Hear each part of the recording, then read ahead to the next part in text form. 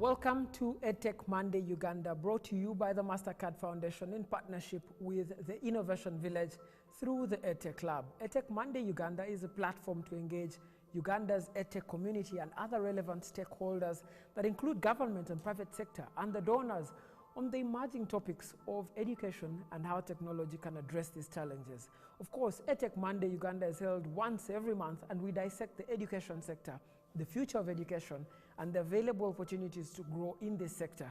In this episode, we shall discuss the top education challenges that technology can address, answering some key and critical questions like, what are the most pressing challenges we need to address in education in the next 5 years? What role can technology play in those improvements? And joining me today in the studio today are our expert panelists. We have Marilyn Mungereza, who is a country manager at the Aga Khan Foundation in Uganda. We have Richard James Mukaga, who is a project coordinator at the National ICT Initiatives Support Program at the Ministry of ICT and National Guidance. And we have Mr. Godfrey Ashaba, who is a head teacher at the Hillside Primary School. And I want to start the conversation, of course, with Godfrey. Godfrey, you've just been through a tremendous year of trying to educate your pupils, and they've produced some amazing results in the primary leaving examinations. I want to start by asking you, how has the last year been like for you in terms of exams and in terms of educating the young people? Thank you so much, Raymond. I'm glad you've had me here. As a school, it hasn't been very easy. You are aware our children went home, our learners went home last year in March. And since then, apart from those in upper primary, we've not had our pre-primary back and lower primary, that is P1, P2, P3. They've been home. And even those who came to school were there briefly, and because of the pandemic, they were sent back home. So frankly speaking, I don't think it has been the easiest of the times for us as a school and for our dear learners and the parents. And it isn't only Hillside. I think the whole country, the whole world has been greatly affected by this pandemic, and particularly the education institutions, Raymond. Godfrey, what are some of the challenges that you've identified with your learners in this last 1 year as you taught them? One, our learners were used to being in schools. This is the first time we are having learners home for such a long time. Raymond, you were once in school. I don't think there is any time you are out of school for even 5 months, 6 months. So for our learners, it hasn't been easy. They miss school. The learners miss school. The learners miss their friends. I get several messages from parents. I get several messages from the children, from our dear teachers. So learners being at home, not learning. Some of them are young, too young to understand exactly what is happening. The 5-year-olds, the 6, someone will ask you, when is COVID going such that I can come? When are people dying? And they finish dying, and then we go back to our school. So it's not been very easy for the learners. It's not been very easy for the institutions of learning and the staff within them. Thank you so much, Godfrey. I want to bring in Marilyn now. And one of the key questions that I want to ask is really, what challenges have you identified as a member of the private sector? What challenges have you identified in the last 1 year that you think need immediate resolution for learners to stay the path, for continuity in education to happen, but also for us to address the critical challenge of access to education? I think I would say that some of the challenges that Godfrey is talking about are more sort of urban challenges. They're the challenges of a school that is already resourced, a school that was able to have continued learning, a school that had parents with the resources to continue support learning. These are challenges of a very specific category of the population, which I think is quite limited to Kampala and Central. But he had also touched on something that I want to mention in terms of challenges for the broader country overall. I think one of those is the issue of inclusion of, for example, girls in school. What we saw with this lockdown is that girls, I think we saw the statistics, girls being impregnated and not coming to class, or girls coming to sit for exams when they're delivering babies. These are not scenes that you usually find here in Kampala. These are scenes outside there. And these are the challenges that we need to ask ourselves about, how the classroom of tomorrow is going to look different from the classroom of yesterday because the girls are absent There's a big portion of girls who are absent and have now changed their status from children and learners to mothers at home. So we need to look at that kind of challenge that has not been mentioned. The issue of the disparity, I think, Godfrey mentioned something very important. Hillside has had resources and the parents have been able to invest in this online learning, but you find that that means that the gap for the child out there is also the element that we need to look at beyond maybe Kampala and Central. Finally, one more challenge that I want to mention is the big question of the early childhood, sort of level, the nursery schools. Nursery schools have, as far as we're concerned, completely vanished because this is an education provided by private sector, and since last year they have been closed. I do not know any business which can survive a year plus of closure. So if ECD is purely provided by private sector and they have been closed, we can effectively say that this service or this entire sector, as we know it, has vanished. What does that mean for the parent of tomorrow who has the child from 3 to 6? What does that look like for us? So I think having sort of broadened the level of challenge that we're dealing with to include those aspects that I think come to mind for me, I would say that one thing, technology is a tool. There's no doubt about the power of technology, but we must remember that it is just a tool.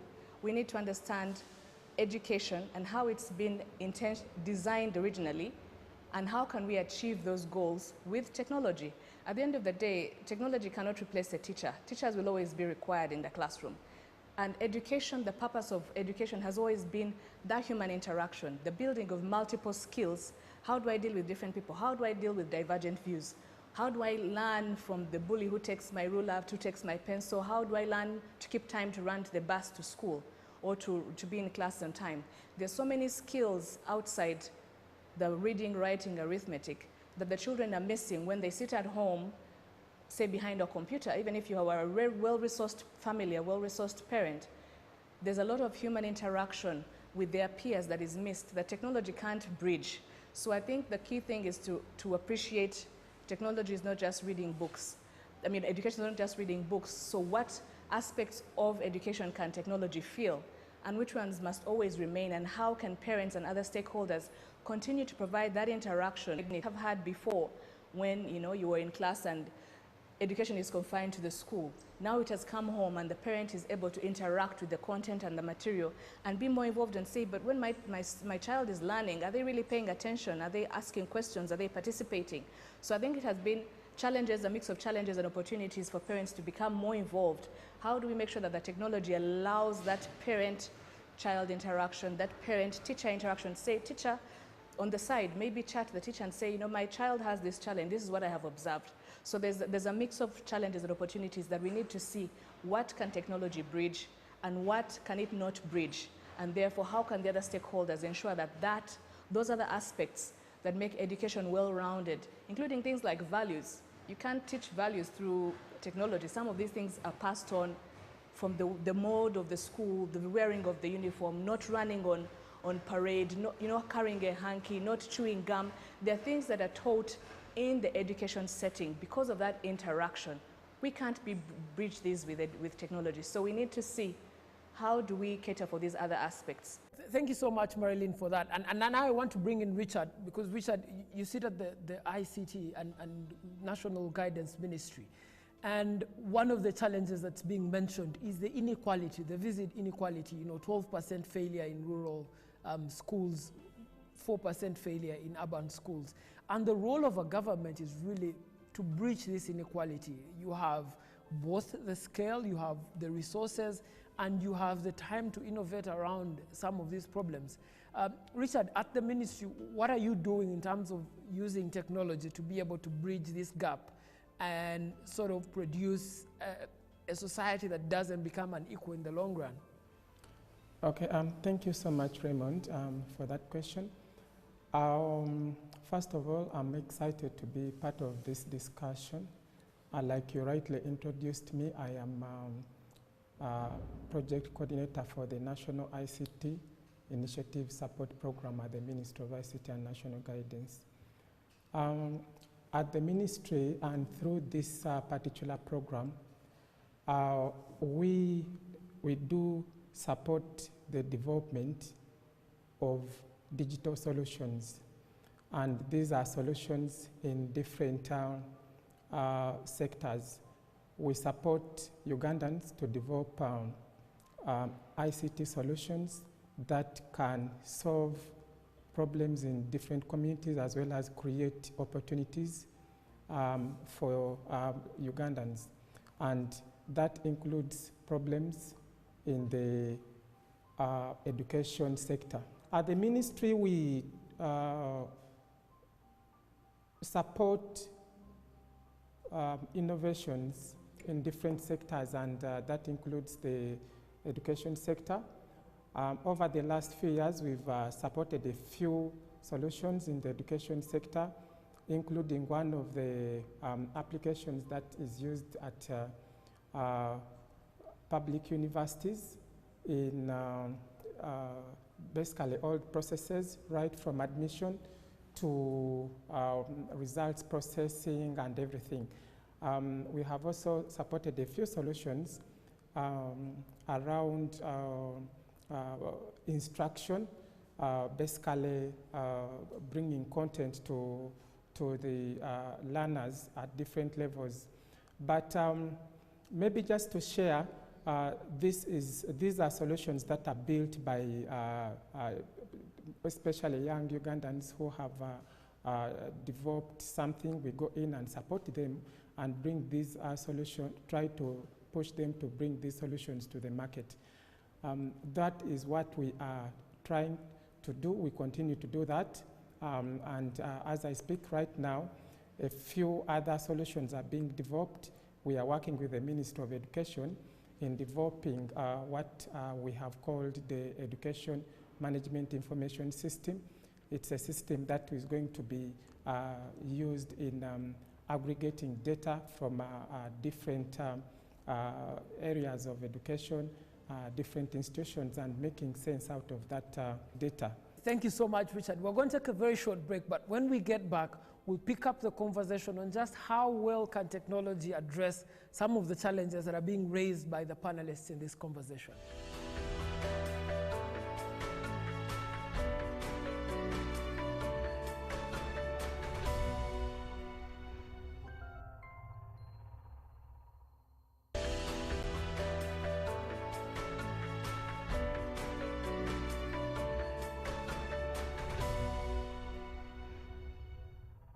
Thank you so much for staying with us on EdTech Monday. Of course, we are in a conversation on what can technology do to address the challenges that are currently facing the education sector. And of course, we have a beautiful set of panelists who have exhausted for us what the challenges are. We want to spend these minutes discussing what the solutions can be. I want to start with Marilyn in this conversation now. What are some of the solutions that we can impart now to make education possible for learners during this pandemic? Well, as we speak, we are still in a lockdown. Schools closed a couple of months ago. And I think one of those options is to really leverage the technologies that are available and to appreciate that we need multiple channels. For example, a World Bank study found that there's more access to mobile phones than there is to radios. You'd have assumed that everybody has a radio, but there's more access to a phone than to the radio. So appreciating that if you use channels like television, which have been sort of promoted recently, there's a certain demographic that you will reach. Understanding that if you use the radio, who will you reach? And if you use the phone, who can you reach? And so trying to provide opportunities across a wide variety of channels will give us the opportunity to reach as many children as possible. And at the end of the day, we also need to remember that technology includes the printer. So even the printed materials that need to reach the learners. I think in the first lockdown, there were challenges with that. How do we ensure that even those in their homes still receive those government-provided or printed materials? Because at the end of the day, yes, I can go online, yes, I can see something on the phone, but if you send an assignment to my parent, I still need to receive some paper, some sort of hard copy. As a learner, I need to write down and do my assignments. So I think we shouldn't forget and get lost in technology being all, very AI and very sophisticated. We need to appreciate the technologies that are close to us, and let's optimally utilize them. The radio. I think the government was supposed to provide some radio. I don't know whether they were provided or not. But let us try to have that augment the written materials. When you provide the materials at home, as we said, education is, there's a teacher at the heart of this process. The parents are busy working. How can you give them some tips and tricks or tools to use to support learning at home? Because we as parents became the teachers at home, yet we did not study pedagogy. We don't know the content as well as we could. So how can we use some of the other platforms, whether it's WhatsApp, whether it is the radio messages or the television, to help the parent to fill that gap of the teacher while the children are at home, so that they can help with these materials, as opposed to just providing materials to children and then the household is supposed to figure out how to utilize these materials. So we need to use a multi-channel approach to make sure that we reach as many as possible. But ultimately, I don't think we can do away with the printed word. And this is something that has been available and is one of the things that can reach scale, actually, more easily, and allows that sort of feedback. You can see that your child has completed the assignment, even if you don't have, the modern technologies, but you can see that the child has completed the assignments. You as a parent, you have a chance to go through in the evening after work. You can see that the child is doing something. So let us not forget these most basic but fundamental technologies that allow the child to practice and to continue interacting with the materials. I think let us do that, and let's not tire of it, because that we can't really do away with that. Thank you so much, Marilyn, for that. And I want to bring Richard in on the conversation. Richard, what do you think that the ministry can do to enhance some of the applications that are being developed by young developers solving problems in the EdTech community, but also what is the ministry itself doing at the moment to enhance learning for learners? Now, Raymond, I'm also a parent, and I want to speak as a parent. Much as I'm a tech enthusiast, I know that there are challenges beyond education, beyond technology in the education sector. Before answering your question, I want us to think about the rural person who doesn't have access to these technologies we are talking about, and indeed Marilyn has just talked about. What are the challenges there? The challenges are teacher absenteeism. The challenges, like Marilyn indicated earlier on, dropout, school dropout, especially of the girl child. Now, coming to your question, as we still probably, as the teachers with me here can probably respond to some of those issues and how we can apply technology to them. The solutions that are being developed, how can the ministry be able to come in and support? Like I indicated, we are already supporting some solutions, but we're above the solutions that are being developed and which really are targeting the urban dweller, the kind of parent who is so much empowered that they will be able to have a laptop for their child and enroll them on a class online and things like that. We are thinking about the other person who is in the rural area where there are connectivity challenges. And I can tell that in this country, much as the service providers are doing their best to provide connectivity, the connectivity has not really been good enough in the rural areas. Now, we have a policy at the ministry that that was formed a couple of years ago, the broadband policy that aims to bring connectivity to the all parts of the country. That, I think, will help in bridging the challenge of having connectivity. But then there are also other issues. Devices. These people, the learners, to access content which is online, need devices. They need laptops, they need maybe internet modems and things like that. These are things that we at the ministry believe we can talk to those who are in charge of the fiscal policy and the taxation to be able to have a way in which the prices of devices can be brought down. And also recently we have been working towards getting some people in here, investors, to come and invest in manufacture of devices. Now that is the area of devices. A lot can be said around devices, but indeed we need to work towards making devices available, especially to the rural and peri-urban learners. Thank you so much, Richard. I want to come very finally to Godfrey Ashaba, because a lot of these innovations that we're talking about, a lot of this technology we're talking about would end up being implemented by you, the end users. You're the head teacher of a school where young learners come in to learn every day. What do you think works? What technology works for you? What doesn't work? And how can the society, how can donors, how can government help in making sure that education is a commodity that you serve and serve well to learners? Thank you so much, Raymond. Maybe before I get to the answer, I feel there is this challenge in our education system that needs to be equally addressed.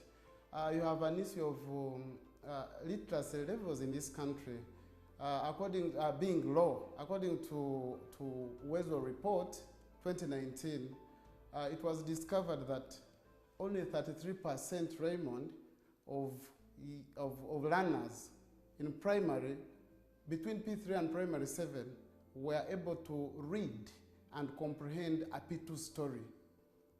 Meaning 67% of the learners between P3 and P7 could not read and comprehend a P2 story. Again, 45% of the same category of learners were able to do a division and complete it successfully, a P2 division, and complete it successfully. So you then realize that as we work, as we teach, as educational institutions continue to do their work, there is a very big need of improving numeracy and literacy levels, particularly in primary, because then they set a foundation for what happens after. So in my opinion, and I'm grateful to Richard because he's talked about government giving us devices. Look at the situation. It's hard to set up libraries in schools because libraries are very expensive. Books are very expensive to buy. I mean textbooks. But if, for example, we were given iPads, I'm imagining the infrastructure is well worked on. I'm imagining we have electricity, say solar, and I'm imagining the teachers and the parents are properly trained. Give them iPads, but upload all textbooks children use in specific classes on these iPads, such that someone is having a library, someone is carrying a library on an iPad. And again, Raymond, we have a communication gap as education institutions between us and our clients, the parents. Most of the education institutions tend to use circulars to communicate to parents. Others use SMSs. Of course, some have moved beyond that. They have portals with parents to communicate. You send a circular, a parent reaches home when the child is asleep and goes back when the child is still asleep.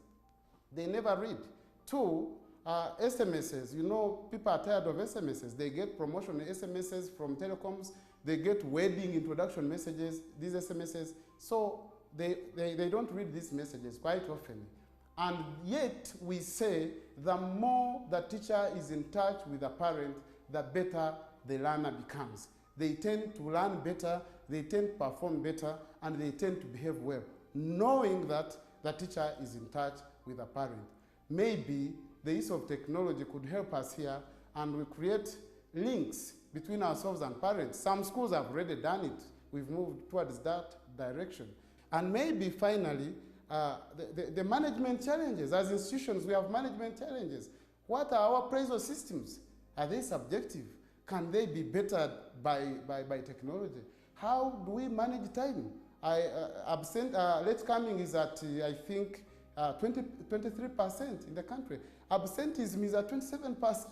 How can we have teachers in school, children in school, to ensure learning takes place using technology?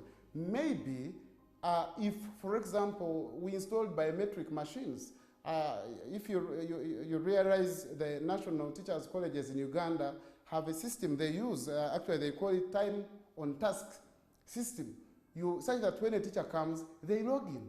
They log out when they are going back home, as well as children. And you are able to get the information at the end of the term and use it to appraise them when the year ends, and use it to make them improve their learning. Thank you so much, Godfrey. Thank you so much, Marilyn. And thank you so much, Richard, our panelists today, for explaining and exploring for us just what challenges exist in the education sector and how technology can fix those challenges.